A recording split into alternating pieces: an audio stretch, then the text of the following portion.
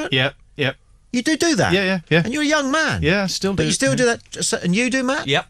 James, no. You need to look. You need to look into the camera and ask the programmer if he can just change the simulation a little bit, so we don't have to do that. What? Going back to the guy in the simulated world. Oh, right, yeah, John Wright's. Yeah. John Wright's guy, yeah. He needs to change the program just very slightly.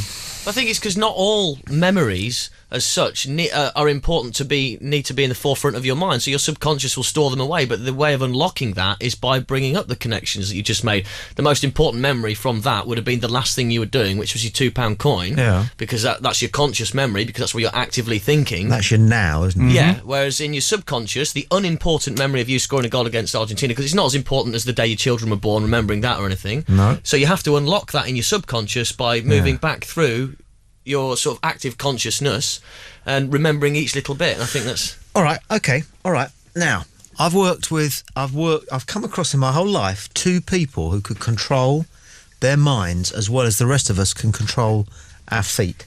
Because assuming you're able-bodied, if you wanted to get up and walk out the room, you could, couldn't you?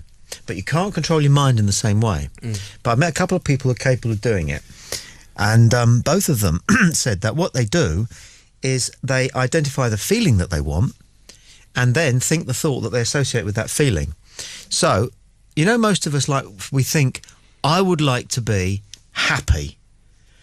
But happiness is quite a fierce thing. I'm happy. It doesn't last very long, and it's kind of a bit sort of helium-fueled. But contentment, that kind of,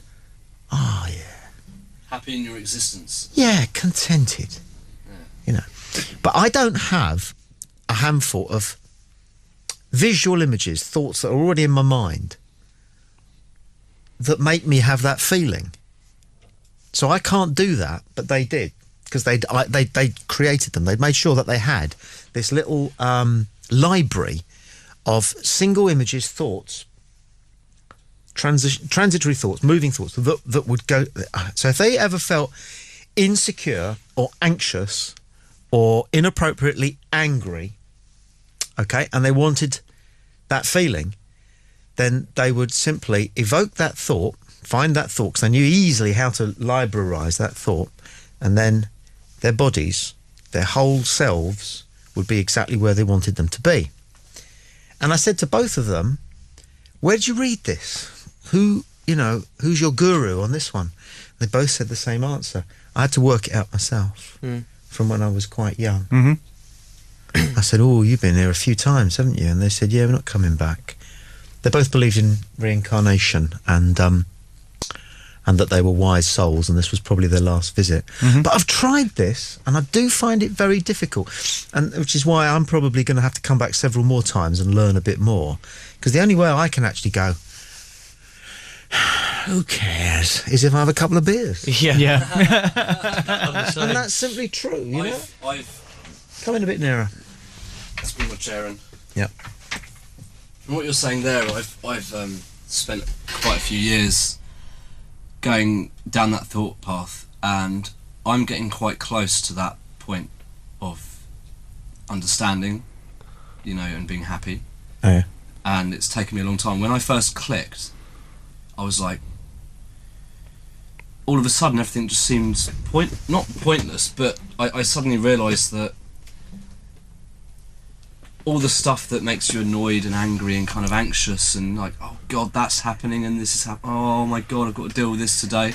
I suddenly realised, and it was like a moment of clarity in a way, that if you can shed all of that, you get to this point where you're just happy and you just sort of... Well, it's insignificant things that actually make you feel that way, isn't it? It's not the big things. It's hard to verbalise it because it's coming up with the words. No, you did a good to job. describe it. You did a good job. But you're a young man. I will tell you, just you guys and anybody else who's bothered, I don't know why you should be really, because it's cheap philosophy, but I do believe this. And I tell my sons this. The reason we live, to be around about 70 or 80 years is because that's how long it takes. And they say to me, what, Dad? And I go, well, I don't know. But I think that's how long it takes, this process of maturing the soul or wisening up the spirit or whatever it is. Oh, out-of-body experiences. We've got a contributor who's been on YouTube. I'd forget the contributor's name, but they might be logged on at the moment or might be able to listen to the podcast and say, oh, he's talking about me. A contributor who is on YouTube with a 5-minute piece to camera about their experiences of being outside of their body. And I read this week that scientists have managed to create somewhere I did too. a simulation of an out-of-body experience. They can stimulate the part of your mind that makes you think that you're having an out-of-body experience. That's it. They show a screen on which you are able to see yourself as if you're another person, and that person gets touched on the back, and I didn't fully understand it, did you? But No. they prod this, they blindfold you. Yeah, that's right, yes. But you can see... You can see yourself it's like as your if you were virtual out of reality. your body, yes. Yeah. And they prod you, and I didn't quite get it. But so we've gotten to out-of-body experiences there. We're all over the shop at the moment. Yeah. Speaking of which, though, I'm going to phone, in just a second, a lady called Hilary Goff, who I spoke to earlier in the week, who is probably Britain's leading record holder, if... Makes it sound like a sport, doesn't it, alien abduction? It's a personal best there for Hilary. And they're off. Yes. Well, through to the quarterfinals there with Hilary. 3 times world champ. 3 times world champion. Personal best. That's aren't those women athletes distracting in the world championships? They're all too manly for me. No, they're not. Man, they're not. Did you read the disappointing story of the week, though, I read this week, was that apparently Maria Sharapova is crap in bed. Really? What? Apparently she lies there Never. like a sack of potatoes and makes no noise whatsoever. How come she's not British? I don't know. Yeah. disappointing, isn't it? Yeah, it was very disappointing. What's the lead singer of Maroon 5? Adam Levine? Levine. That's him. Apparently he was telling a magazine that... Oh, so he's been having a go, has he? Yeah, he's been having a dip, and that's- she's not very good apparently, which is a That's one shame of them because women. because Maria Sharapova, I would. What do you want women to do then? Well, at least get into it. Yeah. What do you mean get into it? Give you some feedback. Scream and shout, Come up shaking and about. meet you halfway. No, show a little bit more interest than kind of Act. staring at the ceiling doing nothing would be. Act. But There's no possibly need for that's- acting. Possibly that's an indication of his performance. Maybe. Yes.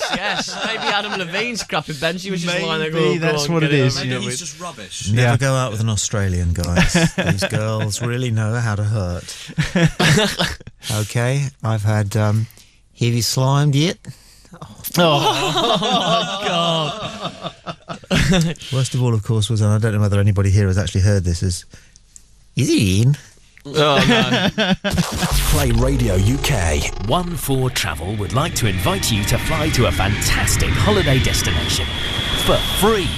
In association with Perfect Choice Holidays, we have free flights for you, your family and your friends when you stay at one of our range of hotels.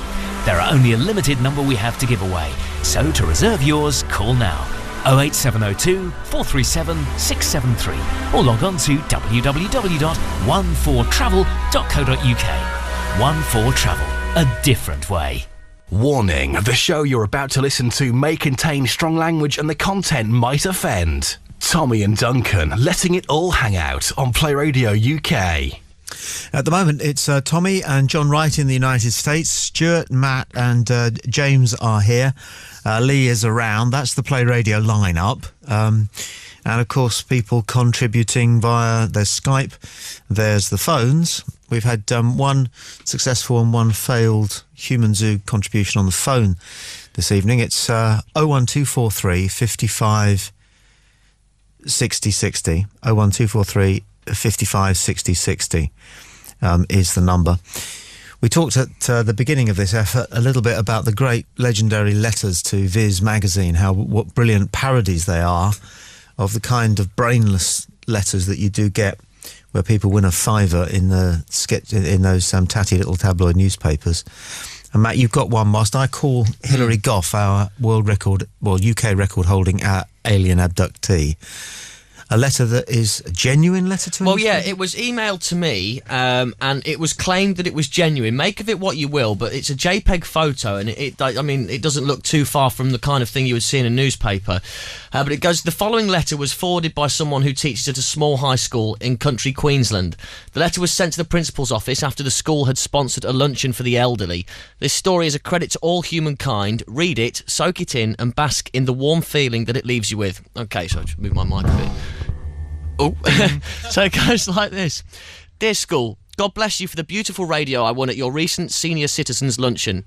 I'm 94 years old and live at the local community home for the aged. My family has long since passed away and I rarely have visitors. As a result, I have the very limited contact with the